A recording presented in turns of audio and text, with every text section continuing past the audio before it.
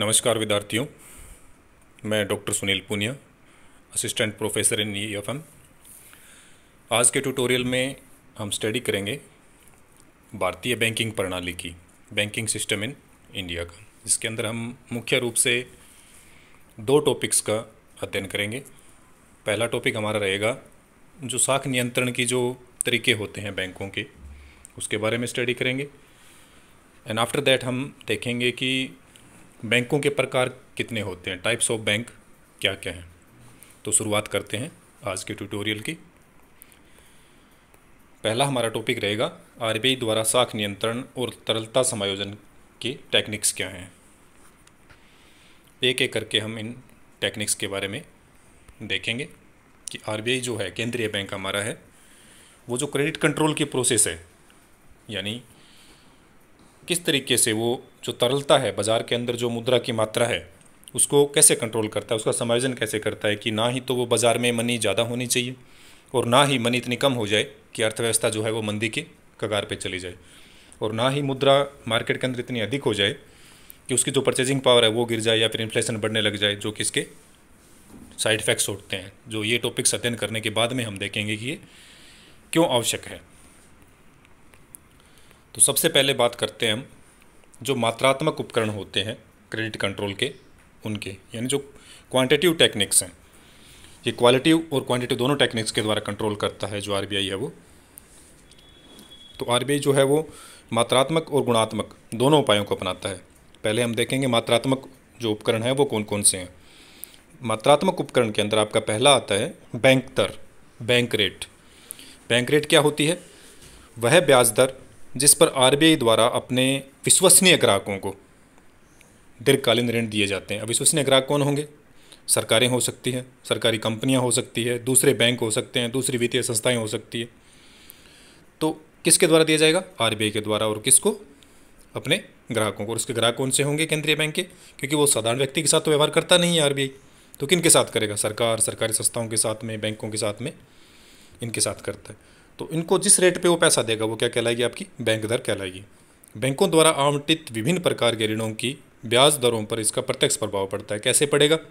कि जैसे अगर बैंक दर बढ़ेगी, यानी जो आरबीआई है जिस रेट के ऊपर अन्य बैंकों को पैसा दे रहा है, अगर वो जैसे ही बढ़ाएगा तो उनके लिए वो पैसा लेना क्या होगा? महंगा पड़ेगा। तो अब वो भी क्या करेंगे? अपनी रेट बढ़ाएंगे। हम किससे लोन लेते हैं? साधारण व्यक्ति बैंक के पास जाते हैं, और वो बैंक किससे लेता है? आरबीआई से लेता है। जब आरबीआई से उसको महंगा पैसा मिल रहा है तो वो हमें महंगा देगा या सस्ता देगा? वो हमें भी महंगा देगा। और यदि उसे आरबीआई से सस्ता मिल रहा है तो हमें भी वो क्या देगा? कुछ सस्ता करेगा। कंपटीशन है, सब बैंकों के आपस में कंपटीशन होते हैं, तो तुलनात्मक रूप से ये रेट कैसे रखेंगे? कंपटीटिव रखेंगे। तो एक तरह से बैंक दर के बढ़ने या घटने का प्रत्यक्ष प्रभाव पड़ता है किसके ऊपर? ब्याज दरों के ऊपर। कंफ्यूज नहीं होना है, बैंक दर और ब्याज दर दोनों अलग अलग चीज़ें। बैंक दर तो वो रेट है जिसके ऊपर केंद्रीय बैंक अन्य बैंकों को या सरकारी संस्थाओं को लोन देता है। ब्याज दर क्या है? जिसपे वाणिज्यिक बैंक है वो किसको देते हैं? साधारण गतिविधियों से संबंधित साधारण लोगों को जो लोन प्रोवाइड कराते हैं। तो उसके ऊपर जो रेट चार्ज की जाती है उसको क्या कहा जाता है? ब्याज दर कहा जाता है। यानी बैंक रेट में अगर उतार चढ़ाव हो रहा है तो इसका सीधा इफेक्ट किस पे आएगा? आपके ब्याज दर पे आता है। तो ये था मात्रात्मक उपकरण का पहली टेक्निक। कौन सी? बैंक दर। अब हम अध्ययन करते हैं दूसरी टेक्निक का, नगद आरक्षित अनुपात, कैश रिजर्व रेशियो, जिसको शॉर्ट में CRR भी लिखा मिलता है। CRR क्या होता है? CRR भारत में कार्य करने वाले अनुसूचित बैंक क्या होता है? ये बैंकों के प्रकार के अंदर देखेंगे, जिसके अंदर एक शेड्यूल है आरबीआई का, उसके अंदर इन बैंकों को लिस्टेड होना होता है। उसकी कुछ कंडीशंस इनको फॉलो करनी होती हैं। यहाँ समझने के लिए आपका लिए याद रखें कि CRR भारत में कार्य करने वाले अनुसूचित बैंकों कि सकल जमाओं का वो अनुपात होता है जो उसके आरबीआई के पास नगद के रूप में रखना अनिवार्य होता है। यानी उसकी जितनी भी सकल जमाएं हैं किसी बैंक की, चाहे वो पीएनबी है, चाहे एसबीआई है, चाहे कोई भी बैंक है, उसको उसका कुछ प्रतिशत किसके पास रखना पड़ेगा? आरबीआई के पास। खुद के पास नहीं, आरबीआई के पास। खुद के पास कौन सा रखता है? एसएलआर, जो इसके बाद में हम अध्ययन करेंगे। सीआरआर किसके पास रखेगा? केंद्रीय बैंक के पास। और हमारा केंद्रीय बैंक कौन सा है? आरबीआई। ये अनुपात कौन तय करता है? आरबीआई तय करेगा। अब सपोज दैट इसको वो बढ़ा देता है, यानी उसने क्या किया? सीआरआर को बढ़ा दिया, यानी बैंकों को अपना जो जमाएं है उसका कुछ परसेंटेज आरबीआई के पास रखना है। सपोज दैट ये पहले 4% था और उसको बढ़ा के 10% कर दिया जाता है। यानी अब क्या करना पड़ेगा? पीएनबी या एसबीआई जो भी बैंक है उसको जो खुद के जमाए हैं उसका 10% तो किसके पास रखना पड़ेगा, आरबीआई के पास। अब उसके पास कितना प्रतिशत बचा, 90%। अब वो 90% लोन दे पाएगा ना। और अगर इस 4% को घटा के 1% कर दिया जाए, तो अब मान लो उसके पास 100 रुपये हैं बैंक के पास, तो वो 99 रुपये क्या कर सकता है, लोन दे सकता है। तो ये क्या हो गया, तरलता पे इफेक्ट पड़ा। यानी अगर तरलता हमें बाजार के अंदर बढ़ानी है तो क्या करना चाहिए, सीआरआर को कम कर देना चाहिए। और तरलता अगर हमें बाजार में कम करनी है, लिक्विडिटी को या जो साख है उसको कम करना है, तो हमें क्या करना चाहिए, सीआरआर को बढ़ा देना चाहिए, या केंद्रीय बैंक को सीआरआर को बढ़ा देना चाहिए। तो ये होता है आपका नगद आरक्षित अनुपात या कैश रिजर्व रेशियो, या जिसको सीआरआर कहा जाता है। इसके बाद आता है आपका सांविधिक तरलता अनुपात, स्टैच्यूटरी लिक्विड रेशियो, जिसको एसएलआर शॉर्ट में बोला जाता है। एसएलआर क्या है, एसएलआर भारत में कार्य करने वाले सभी अनुसूचित बैंकों की सकल जमाओं का वो अनुपात होता है जिसमें बैंकों को अपने पास ही रखना होता है। अभी पीछे हमने क्या अध्ययन किया कि उसकी सकल जितनी जमाएं हैं उसका कुछ प्रतिशत क्या करना पड़ता है, केंद्रीय बैंक के पास रखना होता है। उसको क्या कहा जाएगा, सीआरआर, कैश रिजर्व रेशियो। और एसएलआर किसको कहा जाएगा, जो प्रतिशत हम क्या करते हैं निर्धारित किसके द्वारा होगा, आरबीआई के द्वारा ही होगा। सीआरआर भी किसके द्वारा है, आरबीआई के द्वारा। लेकिन सीआरआर तो किसके पास रखना पड़ता है, आरबीआई के पास, जबकि एसएलआर किसके पास रखना पड़ता है, बैंक खुद के पास रखते हैं। कितना मिनिमम रिजर्व रेशियो आपको मेंटेन करना है, किस लिए, कोई भी कंडीशन हो सकती है। यानी आकस्मिक आवश्यकताओं के लिए आपके पास इतना पैसा तो होना चाहिए ना। अचानक से मान लो लोन की जो आपने लोगों ने जमा करा रखे हैं वो पैसे निकालने के लिए आ गए, तो कहाँ से देगा बैंक। तो इसलिए क्या करता है केंद्रीय बैंक, ये फाइनल करके चलता है। ये जरूरी नहीं है कैश में हो, ये कैश में हो सकता है, गोल्ड में हो सकता है और सरकारी प्रतिभूतियों के रूप में हो सकता है, क्योंकि इन तीनों को कैश इक्विवेलेंट माना जाता है। इनकी तरलता सबसे ज़्यादा होती है, गोल्ड की तरलता सबसे ज़्यादा है, सरकारी प्रतिभूतियों की तरलता होती है, और या फिर जो कैश है उसके अंदर वो रख सकते हैं। तो इसको क्या कहा जाता है, एसएलआर। अब जैसे बैंक रेट है, जो एसएलआर है आपकी, सीआरआर है, तो ये फाइनल कौन कर रहा है, आरबीआई फाइनल कर रहा है इसको, ये आपको ध्यान रखना है। इसके बाद जो तरलता समायोजन या साख सर्जन की जो बात करते हैं, तो उसके अंदर आपका आता है रेपो रेट। रेपो रेट क्या होता है, वह ब्याज दर जिस पर आरबीआई बैंकों को लघु अवधि ऋण उपलब्ध कराता है, उसे क्या कहेंगे, रेपो रेट कहते हैं। साधारण जो है गतिविधियों के लिए जो बैंक, केंद्रीय बैंक क्या करता है, उसको उपलब्ध करवाता है। अब जिस रेट पे ये उपलब्ध कराएगा उसी रेट पे क्या करेंगे बैंक आगे साधारण गतिविधियों के लिए ये उपलब्ध करवाएंगे। अब अगर रेपो रेट बढ़ रही है तो लोगों को लोन क्या मिलेगा, महंगा मिलेगा, तो बाजार के अंदर पैसा क्या होगा, कम होगा। रेपो रेट कम की जा रही है तो लोगों को पैसा सस्ता मिलेगा, तो बाजार में पैसा क्या होगा, ज़्यादा आएगा, बैंक ज़्यादा उधार देंगे, लोग ज़्यादा लेंगे, क्योंकि उनकी ब्याज दर क्या लग रही है, कम लग रही है। और इसी का अगर हमें उल्टा करना है, बाजार से तरलता कम करनी है, तो रेपो रेट को क्या करेगा, केंद्रीय बैंक बढ़ा देगा। रेपो रेट को बढ़ाएगा तो वाणिज्यिक बैंकों को महंगा मिलेगा, वाणिज्यिक बैंकों को महंगा मिलेगा तो वो लोगों को महंगा देंगे, जब लोगों को महंगा लोन मिलेगा तो वो कम लोन लेंगे, तो बाजार के अंदर पैसा क्या हो जाएगा, कम हो जाएगा। यानी हम कह सकते हैं कि तरलता समायोजन की टेक्निक के रूप में रेपो रेट कार्य करती है। तरलता को हमें कम करना है तो रेपो रेट को बढ़ा देना चाहिए, और तरलता को अगर हमें बढ़ाना है बाजार के अंदर तो रेपो रेट को कम करना चाहिए। देन आपका आता है रिवर्स रेपो रेट, वह ब्याज दर जिस पर आरबीआई वाणिज्यिक बैंकों से धन उधार लेता है, उसे रिवर्स रेपो रेट कहा जाता है। अब मान लीजिए जो वाणिज्यिक बैंक हैं उनके पास पैसा एक्सेस पड़ा है, वो साधारण पब्लिक के लिए लोन ऑफर नहीं कर रहे हैं, तो ये रिवर्स रेपो रेट का ऐसा प्रावधान है कि वो अपना पैसा किसको दे सकते हैं, आरबीआई को जमा करवा सकते हैं, तो इसके ऊपर उन्हें कुछ प्रतिशत ब्याज मिलता है। हाँ, ये आपको ध्यान रखना है कि जो रेपो रेट है और जो रिवर्स रेपो रेट है ये कभी बराबर नहीं होती, क्योंकि रेपो रेट पे तो वो दे रहा है, अब उसी रेट पे तो वो वापस लेगा नहीं तो फिर सारे बैंक क्या करेंगे, आरबीआई को पैसा देने लग जाएंगे। सेफ भी है, उसमें कोई एनपीए वगैरह भी नहीं होना है, तो आरबीआई को जमा करा देंगे वापस। तो ये क्या होता है, हमेशा जो रेपो रेट होती है उससे रिवर्स रेपो रेट कम होता है। कुछ टाइम के लिए ये क्या करते हैं, बैंकों के पास एक्सेस पैसा पड़ा होता है तो उसके लिए ऊपर कुछ अर्न करने के लिए ये आरबीआई को वापस देते हैं। आरबीआई को कई बार आवश्यकता पड़ जाती है तो वो इन बैंकों से मांग लेता है, तो उसको कहा जाता है रिवर्स रेपो रेट। अब आप सोच के देखिए कि अगर आरबीआई चाहता है कि बाजार में क्या हो, तरलता का समायोजन करना चाहता है, वो या तो उसको बढ़ाना चाहेगा या कम करना चाहेगा। मान लीजिए वो क्या करता है, तरलता को बढ़ाना चाहता है, तरलता को बढ़ाना चाहता है तो वो क्या करेगा, रिवर्स रेपो रेट को कम करेगा। कम करेगा तो जो बैंक है वो क्या करेंगे, उनको जो पैसा आरबीआई के पास जमा कराएंगे उसके ऊपर उन्हें कम रिटर्न मिलेगा, तो वो आरबीआई को जमा कराने की बजाय साधारण गतिविधियों में लोगों को लोन देंगे ताकि उन्हें ज़्यादा पैसा मिल रहा है, तो बाजार के अंदर तरलता बढ़ गई ना। अब सपोज दैट आरबीआई चाहता है कि तरलता को कम करना है बाजार से, तो वो क्या करता है, रिवर्स रेपो रेट को बढ़ा देता है। तो जो बैंक होते हैं उनको ऐसा महसूस होता है कि बाजार के अंदर मान लो अनसर्टेनिटी है, तो वो अपना पैसा किसके पास जमा कराने की कोशिश करते हैं, आरबीआई के पास, तो बाजार से पैसा क्या होता है, कम हो जाता है, तो तरलता का समायोजन कमी की ओर हो जाता है। तो इस तरीके से रेपो रेट और रिवर्स रेपो रेट के समायोजन के द्वारा तरलता का समायोजन या साख सर्जन किया जाता है। नेक्स्ट आपका आता है सीमांत स्थायी सुविधा, marginal standing facility rate, MSF जिसको बोला जाता है। ये क्या चीज़ होती है? सीमांत स्थायी सुविधा के अंतर्गत भारत में कार्यरत वाणिज्यिक बैंक अपनी तरलता आवश्यकताओं के लिए सीधे भारतीय रिजर्व बैंक से कर्ज ले सकते हैं। और ज़्यादातर ये कौन सा होता है? अल्पकालीन आवश्यकताओं की पूर्ति के लिए होता है। कर्ज की उच्चतम राशि बैंकों की शुद्ध जमाओं का 1% हो सकती है और इससे लगने वाले ब्याज की दर उस समय के रेपो दर से अलग होती है। यानी तात्कालिक आवश्यकताओं के लिए उनकी जो जमाएं होती हैं उनके कुछ प्रतिशत के आधार पर ये क्या कर सकते हैं, ले सकते हैं, और वर्तमान में उसका प्रतिशत 1 है। इसके बाद आपका आता है खुला बाजार प्रचालन, ओपन मार्केट ऑपरेशन जिसको कहा जाता है। खुले बाजार की क्रियाएं क्या होती हैं कि जो प्रतिभूतियां होती है उनका लेन देन किया जाता है किसके द्वारा? RBI के द्वारा। उसे बोला जाता है खुले बाजार की क्रियाएं। खुला बाजार प्रचालन एक ऐसा उपकरण है जिसका उपयोग RBI अर्थव्यवस्था में मुद्रा आपूर्ति को नियंत्रित करने के लिए करता है। कैसे करेगा? इसमें RBI द्वारा सरकारी प्रतिभूतियों और ट्रेजरी बिलों का खरीदा और बेचा जाता है। जब कभी RBI को लगता है कि बाजार में तरलता आवश्यकता से अधिक है तो वो अपनी प्रतिभूतियों को बाजार में बेचकर बाजार से मुद्रा बाहर खींचने का मार्ग अपनाता है। और यदि उसे लगता है कि बाजार में तरलता की आवश्यकता है यानी कम है और डालने की आवश्यकता है तो वो क्या करेगा? अपनी सरकारी प्रतिभूतियों को खरीदना स्टार्ट करेगा। उसके बदले क्या देगा?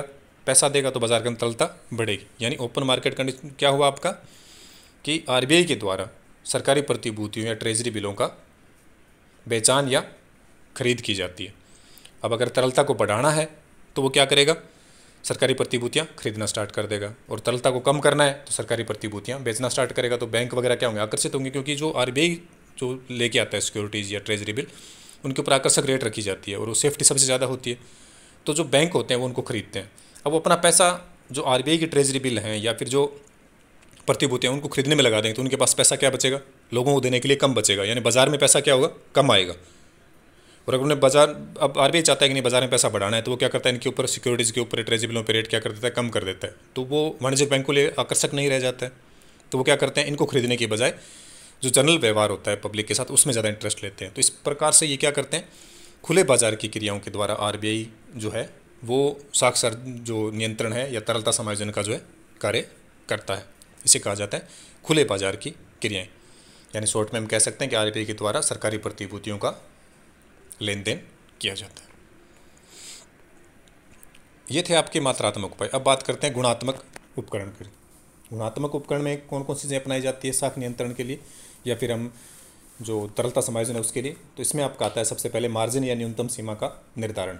यानी एक लिमिट फाइनल कर दी जाती है कि आप इस क्षेत्र में इससे ज़्यादा नहीं देंगे, इस क्षेत्र में इतना आपको देना ही आवश्यक है, आप इतना ही फाइनेंस करेंगे। तो ये लिमिट्स बना दी जाती हैं।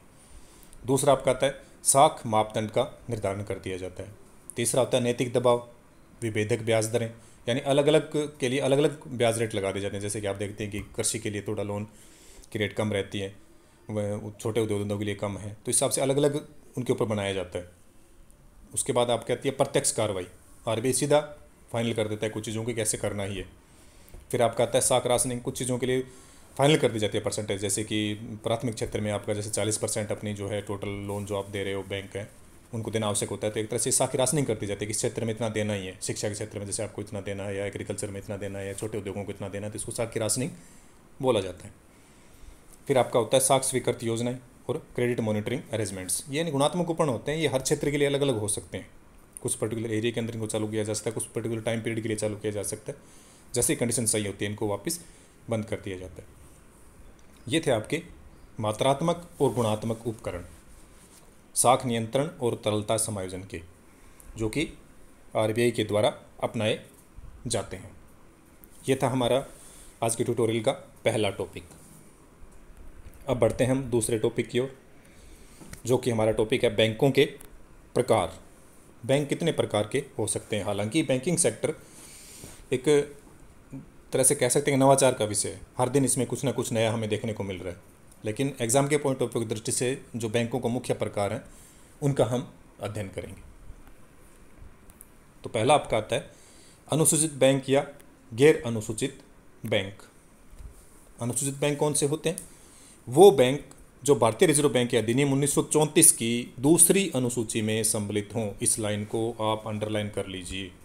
एग्ज़ाम में मोस्टली यही पूछा जाता है कि अनुसूचित बैंक कौन से होते हैं, यानी वो बैंक जो कि बैंकिंग अधिनियम 1934 की कौन सी अनुसूची में, दूसरी अनुसूची में शामिल हैं, उन्हें क्या कहा जाएगा, अनुसूचित बैंक कहा जाएगा।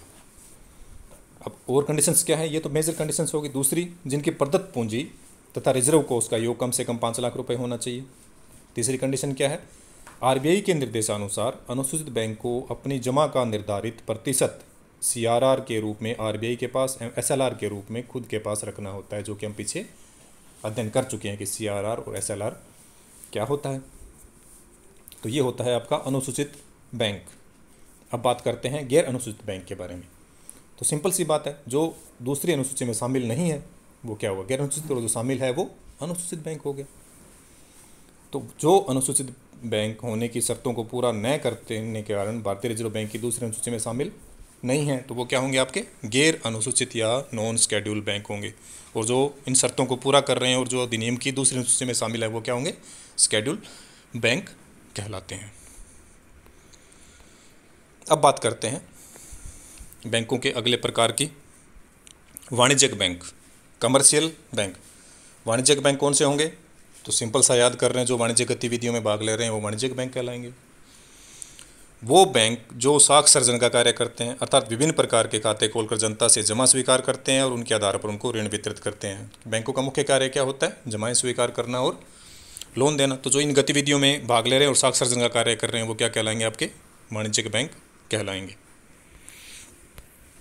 फिर आपका आता है सहकारी बैंक, कोऑपरेटिव बैंक्स। भारत में सहकारी समितियों द्वारा संचालित किए जाने वाले बैंकों को सहकारी बैंक कहा जाता है। ये बैंक जिस राज्य में स्थापित होते हैं उस राज्य के नियमों के द्वारा संचालित होते हैं। जैसे कि हमारे राजस्थान के अंदर अपेक्स मुख्य बॉडी के रूप में कार्य करता है। ग्रामीण क्षेत्रों में सहकारी बैंक कृषि, पशुपालन, मत्स्य पालन या फिर शहरी क्षेत्रों में अगर ये चल रहे हैं तो व्यक्तिगत या रोजगार या स्वरोजगार या लघु उद्योगों के लिए ऋण उपलब्ध करवाते हैं। ये अल्पकालीन और दीर्घकालीन दोनों तरह के लोन उपलब्ध करवाते हैं। नेक्स्ट आपका प्रकार आता है वो है क्षेत्रीय ग्रामीण बैंक, रीजनल रूरल बैंक, जिनको आरआरबीज बोला जाता है। क्षेत्रीय ग्रामीण बैंकों की जो स्थापना हुई थी सर्वप्रथम वो 1975 के अंदर इसका कंसेप्ट लाया गया था, 1975 के अंदर। इन बैंकों का उद्देश्य बैंकिंग सेवाओं को ग्रामीण और दूर दराज के इलाकों तक पहुंचाना था। क्योंकि आप एक बार सोच के देखिए कि 1975 के अंदर क्या कंडीशंस थी। उस टाइम तो शहरों के अंदर भी बैंक बहुत कम होते थे, तो ग्रामीण क्षेत्रों में तो बैंकों की पहुंच बिल्कुल भी नहीं थी। आम व्यक्ति के लिए सुविधा सुगम करने के लिए बैंकिंग सेक्टर की ये कंसेप्ट लाया गया था, क्षेत्रीय ग्रामीण बैंक या रीजनल रूरल बैंक का। हालांकि वर्तमान में इस पर वापस से प्रतिबंध लगा दिए गए एक तरह से और नए आरआरबीज नहीं स्थापित किए जा रहे हैं। फिर आपका आता है विकास बैंक, डेवलपमेंट बैंक जिसको बोला जाता है। ये बैंक किसी राष्ट्र की अर्थव्यवस्था को गति प्रदान करने के लिए, उद्योग और बुनियादी संरचना के लिए, एक विशेष तरीके से इन्वेस्टमेंट के लिए क्या करते हैं, लोन वगैरह उपलब्ध कराते हैं। उन्हीं चीज़ों के ऊपर क्या रखते हैं, फोकस रखते हैं, इसको सहायता प्रदान करते हैं। तो उसको क्या कहा जाता है, विकास बैंक। जैसे कि आईडीबीआई हो गया आपका। तो जो डेवलपमेंट एक्टिविटीज़ के लिए, इंफ्रास्ट्रक्चर गतिविधियों के लिए इनके लिए लोन प्रोवाइड करवाते हैं। अंतिम आपका जो प्रकार है वो है भुगतान बैंक या पेमेंट बैंक जिसको कहा जाता है। इन बैंकों का मुख्य उद्देश्य कम आय वाले परिवार, लघु व्यवसायी, असंगठित क्षेत्र की जो इकाइयाँ होती है उनको जो बैंकिंग सुविधा है वो उपलब्ध करवाना होता है, ताकि जैसे श्रमिक वर्ग जो है इनके खाते खुलें। इनके अलावा इनका उद्देश्य भुगतान सेवाएं प्रदान करके वित्तीय समावेशन का अधिक प्रसार करना होता है, यानी आम व्यक्ति, एक आम लोगों तक बैंकिंग सुविधाएं उपलब्ध करवाना, उनकी एक्सेस देना। ये बैंक जमाओं पर आधारित होते हैं जो ग्राहक को ऋण दे सकते हैं। हालांकि वर्तमान में अमेंडमेंट किया गया जिसमें ये छोटी राशियों का लोन उपलब्ध करवा सकते हैं। तो ये थे आपके बैंकों के मुख्य प्रकार। अब जैसे प्रकार में अगर आप वैसे लेना चाहो तो बैड बैंक भी एक नया कंसेप्ट लाया गया है, जो कि क्या करेगा, जो आपकी बैंकों की एनपीए होती है उसके मैनेजमेंट के लिए कार्य करता है वो, यानी गैर निष्पादित परिसंपत्तियाँ हैं उनकी रिकवरी करता है। तो वो भी एक बैंक का प्रकार है, जो कि एक पीछे वाला जो ट्यूटोरियल है उसके अंदर आपको एक बैड बैंक के ऊपर पूरा वीडियो बना के दिया गया है जो आप देख सकते हैं। तो हमने आज अध्ययन किया कि जो आरबीआई है उसके द्वारा तरलता समायोजन और साख सर्जन को कैसे कंट्रोल किया जाता है, उसकी टेक्निक्स क्या क्या है, जिसके अंदर हमने मात्रात्मक और गुणात्मक उपाय देखे। उसके बाद में हमने देखा कि बैंकों के प्रकार कौन कौन से हैं, और उसके अंदर हमने मुख्य रूप से अनुसूचित, गैर अनुसूचित, ग्रामीण, सहकारी और भुगतान बैंक और वाणिज्यिक बैंक और डेवलपमेंट बैंक का अध्ययन किया। इसकी PDF आपको व्हाट्सएप ग्रुप में उपलब्ध करवा दी जाएगी। Thank you, have a nice day.